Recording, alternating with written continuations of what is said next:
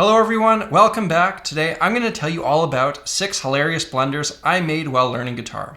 But before we get into it, you may have noticed my Shop Dogs t-shirt. This is part of the Because You Asked line over at shopsamuraiguitarist.com. You asked me for a shirt design, I make it available, everyone wins.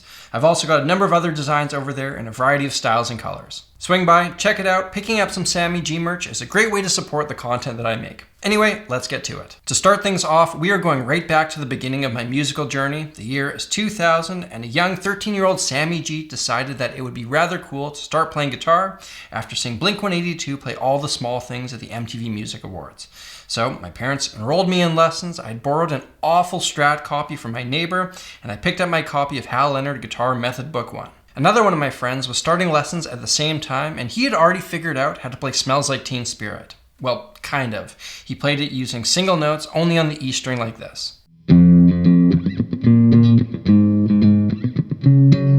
He showed me how to play that, but I knew enough to know that this wasn't quite right, since I wasn't actually playing chords. So using the very limited knowledge that I had, I attempted to figure out how to turn these single notes into chords. I knew that the open string was the E, so therefore the first note of my simplified Nirvana tune must be an F. Not bad detective work. But here's where things went off the rails. I figured that every fret was one note higher. So the second fret must be a G.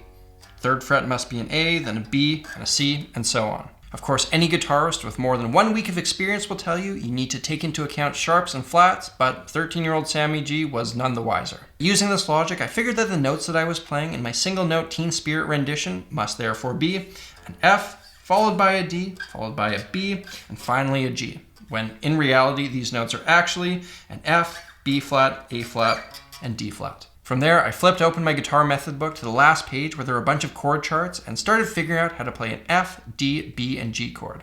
I practiced this for a while and struggled my way through something that sounded like this.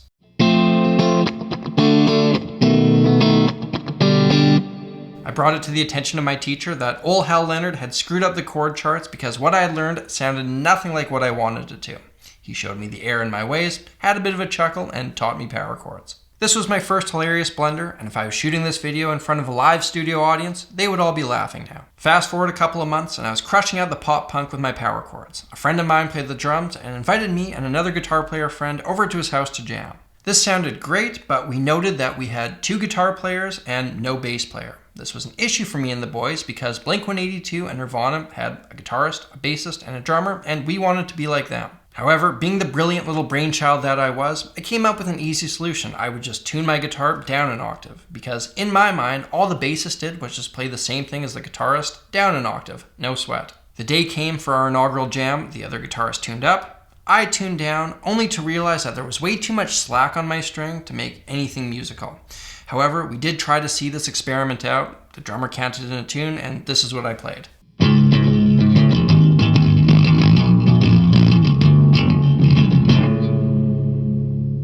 Fun fact, that drummer now plays professional hockey in the NHL, and if he wasn't so busy beating people up and sniping G's, you would find this hilarious. My next folly came maybe a year or so after this. I was auditioning for a school event called The Rock Show. Every year, the students, led by one of the teachers, would put on a big concert. That year's theme was the British invasion. I wasn't much more than a year into learning guitar. I had much more confidence than skill, and I marched right into my audition, ready to blow the teacher's mind.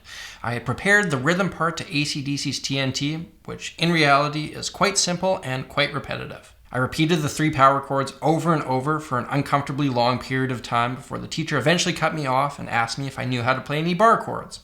I had never heard this term in my life, but you gotta fake it till you make it, so I confidently strummed an open E. He asked me to try again, so I played an A power chord. He shook his head, he gave me one more chance, and I distinctly remember just hitting the open D string. I don't know if the teacher just felt bad for me or what, but he gave me a part in the show. I was assigned to the song Gloria by them, which repeats the open chords E, D, and A the entire time. If I was a stand-up comedian, I would tell this story, because it's hilarious. Next up, I was in grade 11 or 12, and I saw somebody covering the Beatles classic Here Comes the Sun.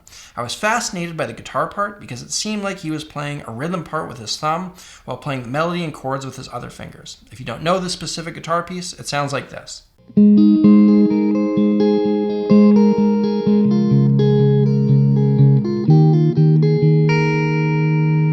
seemed like doing two things at once, and I knew that I needed to learn that. I figured that I had this skill somewhere deep inside me because, after all, I was able to tap my foot to a pulse while playing at the same time. This set off a light in my head. I got a piece of string, tied one end to my thumb and the other to my toe. The idea was that whenever I tapped my foot, it would theoretically pull my thumb down to hit the string. Sheer brilliance, besides the fact that this didn't work at all.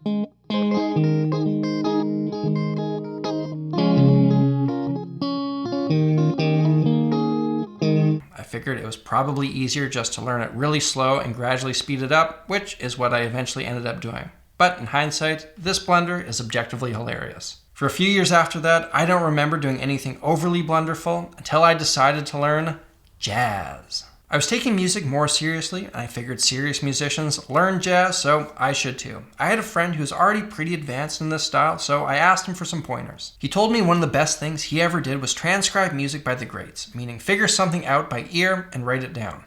Right on, I thought, how hard could that be? When I thought of jazz greats, one of the few names that came to my mind back then was John Coltrane. So I went to my HMV and bought the only CD that they had of his, A Love Supreme Live. I went to the first solo of the resolution part and started learning that by ear. And my God, that was not an easy task. I still got my work here and it's absolutely riddled with mistakes, but I did finish it. Here's what this solo is supposed to sound like.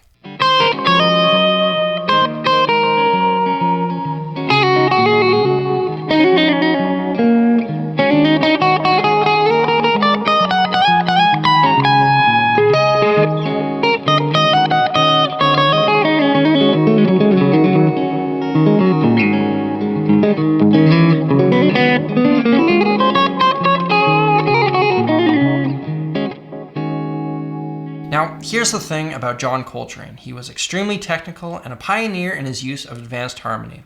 This solo was far beyond anything a beginner like me could have benefited even remotely from. The majority of it made no sense to me whatsoever and sounded like a bunch of random notes. But this is like what most jazz sounded like, so I figured I was on the right track. Even now, with significantly more experience, the second half is still beyond me. Learning this at the start would have been like deciding to get in shape, and the first thing you do is go and run a super marathon.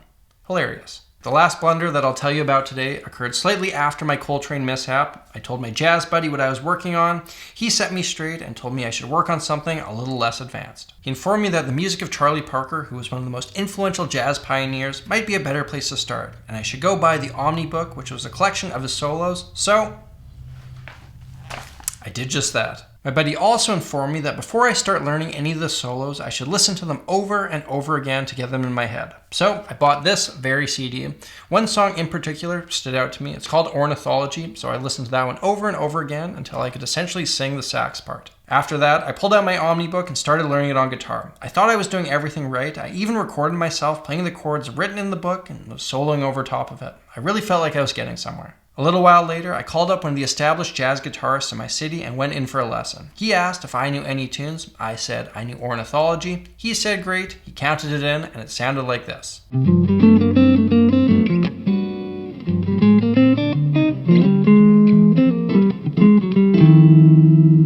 Pretty rough. Well, it turns out I had bought the tenor sax version of the Omni book. See, tenor sax and guitar parts are written in different keys. If you want to play tenor sax music on guitar in the right key, then you need to play everything a whole tone higher. I had no idea and left a real great first impression on one of the best guitar players in Winnipeg. The good news is the store I bought the book from had a lenient exchange policy. That was another hilarious blunder that I'm sure has you laughing out loud. Ladies and gentlemen, there you have it, 6 hilarious blunders that I made while learning guitar. If you enjoyed this video, let me know by hitting that like button, and if you have a hilarious blunder of your own, please let me know in the comments. Remember, you can snag some of that sweet Sammy G merch over at www.shopsamuraiguitarist.com. If you're new here, don't forget to hit that subscribe button and stay tuned for regular musical content. If you want to check out another video like this one, hit that link up there. Until next time, I'm Samurai Guitarist. Thank you all for watching, and I'll see you again soon.